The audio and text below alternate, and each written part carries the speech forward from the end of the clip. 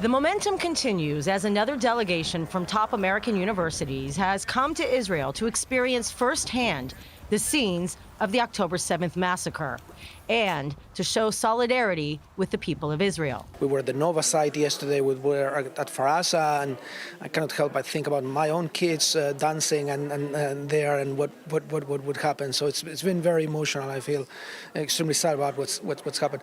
Organized by Harvard neuroscience professor Gabriel Krayman and Harvard senior Shai Liron, who is Israeli, this trip included mental health professionals from various universities. Wanted to help and organize and help create this opportunity for professors and faculty, because I really believe that they have so much expertise and so much knowledge. And at this time, if there's anything that Israel needs, it's support. We have partnerships with universities around the world. On this day, the group met with members of Tel Aviv University's International School to share information and to discuss collaborations. It's cathartic to be here and to stand with the Israeli people and to meet people in academia. There's been a lot of anti-Semitism happening around the Bay Area, and there's so many brilliant minds here. And to have those careers be blocked, we want to stand with them and let the world know that the Jews and Israel have a lot to give to this world. Jewish and Israeli students, as well as Jews all over the world, are scarred by the violent anti-Semitic protests and rhetoric on campuses immediately following the October 7th massacre and still continuing.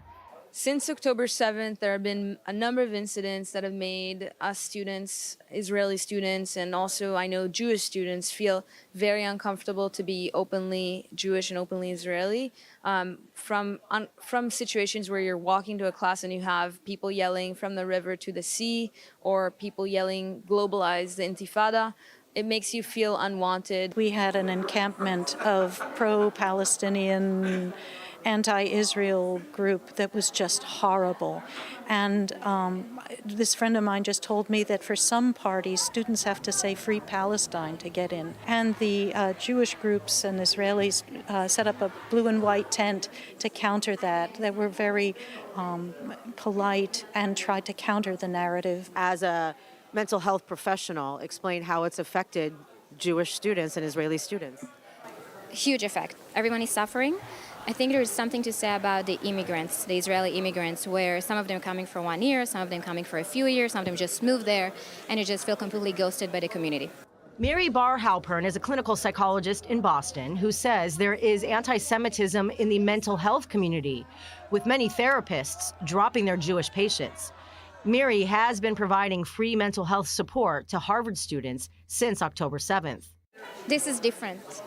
I think what makes it different is there is the secondary trauma, there is the actual October 7th, and then there's everything that happened after October 7th. We didn't get a chance to grieve. So we're talking about traumatic invalidation, right? We're being denied of the pain. People are telling you, no, this didn't happen, or this is your fault that it happened.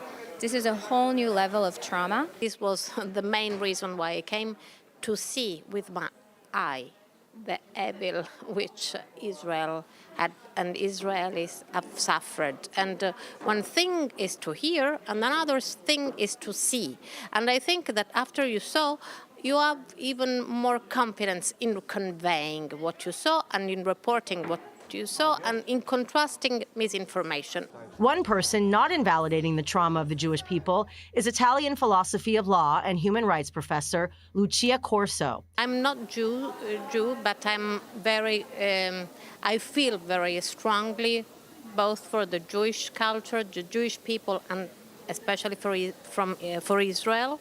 And the reason why I'm here is because with other few colleagues in Italy, last November, we launched an anti-boycott petition, which replied to a petition which was launched by some colleagues of ours to boycott the Israeli universities. But these great minds are not losing hope. These trips have created a groundswell of collaboration opportunities and purpose in fighting the next wave of anti-Semitism, not just on university campuses. There are two wars. One is a physical war that's happening here. The other one is an information war. And I think it's very important to be able to have facts and have a conversation and a peaceful dialogue so that we can all understand each other. I'm very happy I went to Harvard. I think I am very upset at the university, and I think that it hasn't done its job well enough to protect and make Jewish and Israeli students feel at home.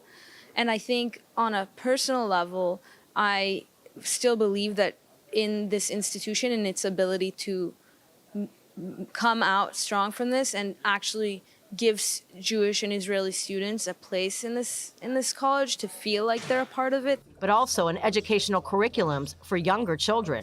By the way, also in high schools and elementary schools and middle schools, where they teach about occupied Palestine, or talking about Israel needs to ceasefire and Israel economic genocide. I work mostly with teenagers. They're afraid of going to school. They're afraid of their students, and it's in social media, and they're being harassed or being bullied.